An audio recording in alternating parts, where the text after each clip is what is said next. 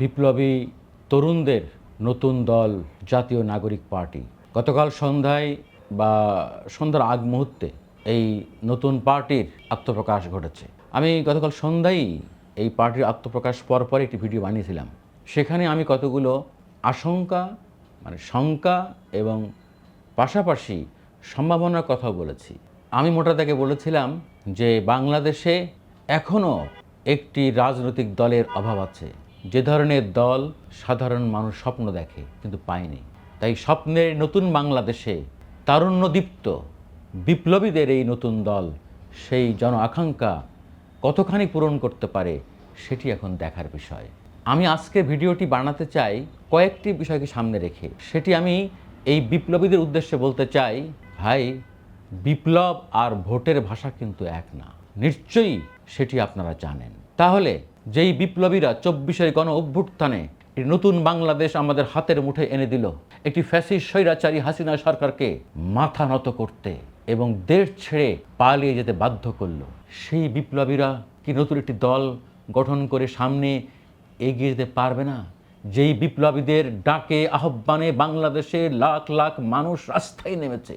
24-এর গণ অভ্যুত্থানে, জুলাইয়ের গণ অভ্যুত্থানে মানুষ জীবন দিয়েছে দেশের জন্য।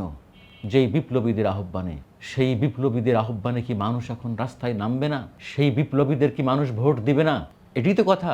ইয়েস বিপ্লবীরা, আমি তোমাদের তুমি বলে সম্বোধন করছি এই কারণে যে ভালোবেসে তোমাদের বলতে চাই, তোমরা আমার থেকে বয়সে অনেক ছোট, আমার সন্তানের বয়সের কাছাকাছি। আমার সন্তানও বিশ্ববিদ্যালয়ে পড়ে।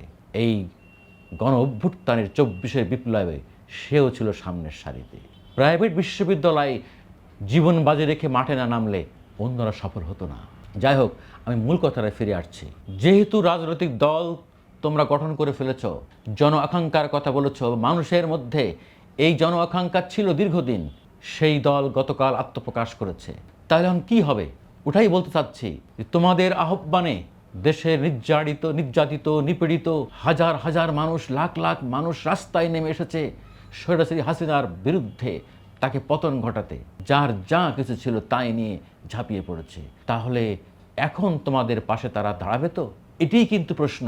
না বাংলাদেশের যেই রাজনীতির ধারাবাহিকতা চলে আসছে, সেই রাজনীতির মধ্যে এই জনতা মিশে যাবে। এই ছাত্র জনতাকে তোমরা কীভাবে ধরে রাখবা? ধরে রাখতেই হবে। তাই আমি মনে করি বিপ্লবীদেরকে রাজনীতির পাশাপাশি, বিপ্লবের পাশাপাশি ভোটের ভাষাও বুঝতে হবে। মানুষের কাছে তোমাদের নতুন বার্তা পৌঁছে দিতে হবে যে বিপ্লবোত্তর বাংলাদেশে যে জন আকাঙ্ক্ষা তৈরি হয়েছে, যে স্বপ্ন তৈরি হয়েছে নতুন বাংলাদেশ বিনির্মাণে, সেই বাংলাদেশ নির্মাণ করতে গেলে তরুণদের হাতে দেশের দায়িত্বভার তুলে দিতে হবে। এবং তার শতশুদ্ধ একটি পথ হচ্ছে রাজনীতি এবং রাজনৈতিক দল। এখন প্রশ্ন হলো, নতুন দলকে, তোমাদের মতো বিপ্লবীদেরকে মানুষ কেন বিশ্বাস করবে? মানুষ কেন ভালোবাসবে? তোমাদের সঙ্গে মানুষজন কেন থাকবে? তোমাদের মিছিলে মিটিংয়ে মানুষ কেন ঝাঁপিয়ে পড়বে? তোমাদের নির্বাচনী প্রতীকে কেন তারা ভোট দিবে? নির্বাচনী প্রতীক এখনো হয়নি, তা আমি নিশ্চিত অল্প কিছুদিনের মধ্যেই এই নতুন দলের নিবন্ধনের জন্য আবেদন করা হবে এবং নতুন দল নিবন্ধিত হবে এবং আগামী নির্বাচনে এই জাতীয় নাগরিক পার্টি তারা অংশগ্রহণ করবে। এই জন্যই বলেছিলাম নতুন দলের সামনে এখন কঠিন পরীক্ষা। সেই কঠিন পরীক্ষায় উত্তীর্ণ হতে হবে। কিভাবে? চিরাচরিত বাংলাদেশের বিশাল বড় দুটি রাজনৈতিক দল আওয়ামী লীগ, বিএনপি। মানুষ একবার ভোট দিয়েছে বিএনপিকে, একবার আওয়ামী লীগকে। জাতীয় পার্টিও 9 বছর ক্ষমতায় ছিল একটা নাই। তারা কীভাবে ছিল সেটি দেশের মানুষ সবাই জানে। এখন ভোটের মাঠে, রাজপথে আছে সবচেয়ে সামনে এগিয়ে বিএনপি। কারণ তাদের বাংলাদেশের মাঠে ঘাটে প্রান্তরে বাংলাদেশের এমন কোনো গ্রাম ঘর নেই যে বিএনপিকে চেনে না এবং বিএনপির কর্মী নেই। সেইখানে নতুন রাজনৈতিক দল জাতীয় নাগরিক পার্টি কি করবে? তাদের কর্মী সমর্থক সংগঠন কোথায়?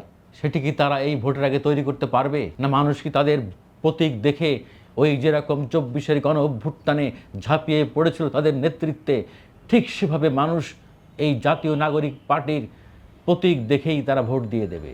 এখানে অনেক কাজ করার বিষয় আছে। কতখানি তোমরা সফল হবা বা হবা না সেটি সময় বলে দেবে। কিন্তু আমি যে বিষয়গুলো বলতে চাই, বাংলাদেশের বিভিন্ন শ্রেণী পেশার মানুষও তোমাদের সঙ্গে থাকতে চাই। মন থেকে ভালোবাসতে চাই, কিন্তু তার আগে দেখতে চাই এই দলের কিছু ভূমিকা, তারা কিভাবে সামনে আগাবে।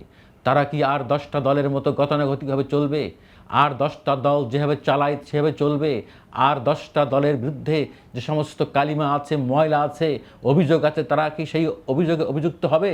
না তারা সত্যিকার অর্থেই জনগণ যেভাবে যেই ধরনের দল প্রত্যাশা করে, কামনা করে, স্বপ্ন দেখে, সেই দলের ক্যারেক্টার বৈশিষ্ট্য নিয়ে তারা সামনে এগিয়ে যাবে।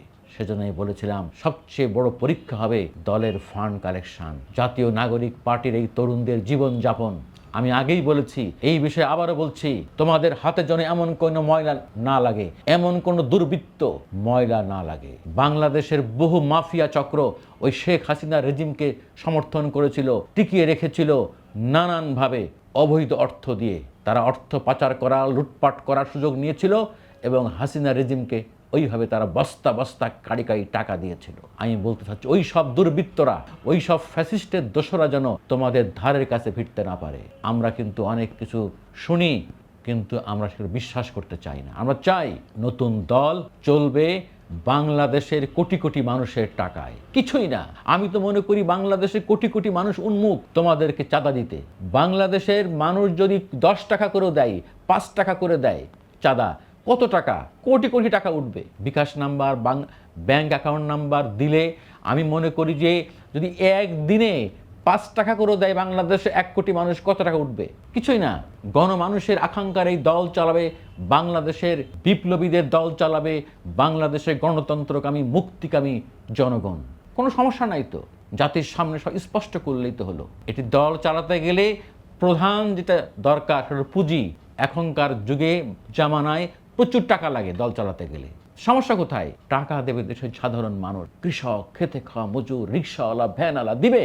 আমরা দেখেছি না ওই 4 তারিখ 5 তারিখের বিপ্লবের সময় টিএসসি চত্বরে আমি দেখেছি একজন রিক্সাওয়ালা ভ্যানওয়ালাকে স্যালুট দিতে। বিপ্লবীদের এই বৈষম্য বিরোধী ছাত্র আন্দোলনের মিছিল যাচ্ছে, এখনও সেই ভিডিও ফুটেজটা ভাইরাল আছে। রিক্সাওয়ালা তার রিক্সায় দাঁড়িয়ে টিএসসি চত্বরে বিপ্লবীদের স্যালুট জানাচ্ছে, মাথায় সেই রিক্সাওয়ালার বাংলাদেশ জাতীয় পতাকা মোড়ানো, এখনও গায়ের লোম শিহরণ দিয়ে ওঠে। আমরা সেই বিপ্লবের আতুর ঘর থেকে এখনো বেরোতে পারিনি। সবার চোখে মুখে এখনো সেই বিপ্লবীদের গন্ধ। আমরা চাই বাংলাদেশে তোমাদের নেতৃত্বে একটি শক্তিশালী গণতন্ত্রকামী একটি বিপ্লবী রাজনৈতিক দল গড়ে উঠুক এবং সামনে এগিয়ে যাক। পাশাপাশি চাই বিএনপি তার অতীতের সব ভুল থেকে শিক্ষা নিবে, অতীতের সব বেদনা থেকে শিক্ষা নিবে, অতীতের সব জুলুম থেকে শিক্ষা নিবে, নিয়ে তারাও বাংলাদেশে একটি নতুন রাজনৈতিক ধারা তৈরি করবে। আমার খুব ভালো লেগেছে কাল জাতীয় নাগরিক পার্টির পক্ষ থেকে একটি কথা আমার খুব ভালো লেগেছে, যে আমাদের দল হবে নেতা নির্ভর না নীতি নির্ভর। বাংলাদেশের গণতন্ত্রকামী প্রত্যেকটি রাজনৈতিক দলকেই বলবো, আপনাদের প্রত্যেক দলের প্রধান স্লোগান হতে হবে নেতা নয় নীতি নির্ভর রাজনীতি এবং দল। দলের মধ্যে কোনো পরিবারতন্ত্র থাকবে না, গণতন্ত্রের মোড়কে রাজতন্ত্র থাকবে না। আমরা এমন একটি স্বপ্নের বাংলাদেশের জন্য 24-এর গণ অভ্যুত্থান ঘটিয়েছি, ওই ফ্যাসিস্টরা যেন কোনোদিন মাথা উঁচু করে দাঁড়াতে না পারে। সেই অধ্যায়, সেই ইতিহাস আমাদের সবাইকে একযোগে তৈরি করতে হবে। আসেন আমরা সবাই মিলে সামনের দিকে এগিয়ে যাই একটি অবাধ সুষ্ঠু নির্বাচনের পথে। দেশ সামনে এগিয়ে যাবে, আমরা কারো কাছে মাথা নত করব না। কোনো গোলামির জিঞ্জির আমাদেরকে কেউ আর পড়াতে পারবে না। আমরা কারো দাসত্ব আর মেনে নেব না। ওই যে বলেছিলাম নাহিদ ইসলাম, বাংলাদেশ কোনো ভারতপন্থী হবে না, পাকিস্তানপন্থী হবে না, বাংলাদেশ হবে বিপ্লবীদের, বাংলাদেশ হবে এই জনগণের আকাঙ্ক্ষার প্রতীক। আল্লাহ হাফেজ।